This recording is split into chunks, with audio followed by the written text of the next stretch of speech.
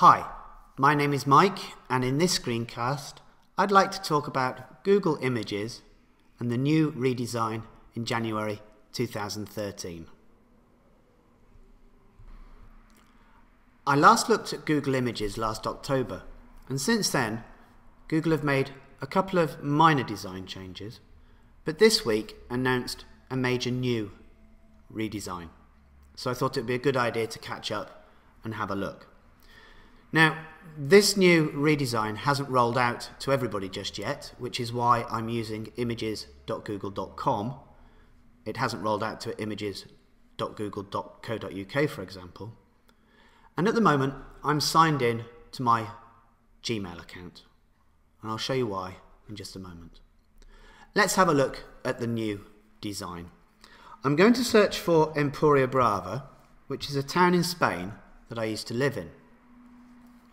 And Google have given me, as expected, a load of results with photos of Empuriabrava, Brava, but you'll notice that the first ones have "you" written over them.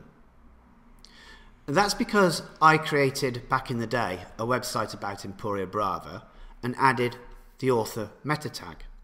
I also linked that author meta tag to my own Google Plus account, which is why photos that I've put on the website have been displayed.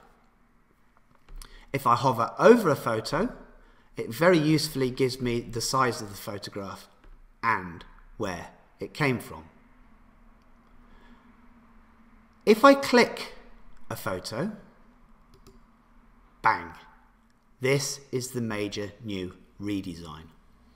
What Google have now done is they've allowed you to open a panel that shows the photo, gives you some information of where it's from, the sizes and what have you, the option to view the original image, and if you wanted to, the option to visit the page that it came from.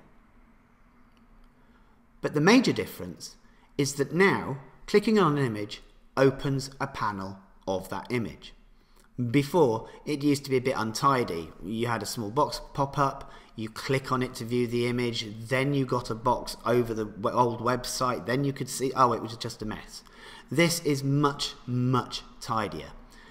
If you don't want to use this image, you can click back to close the panel and carry on viewing the results, or you can just carry on viewing the results. I think this is a really good change because it makes searching the images much, much easier for the user.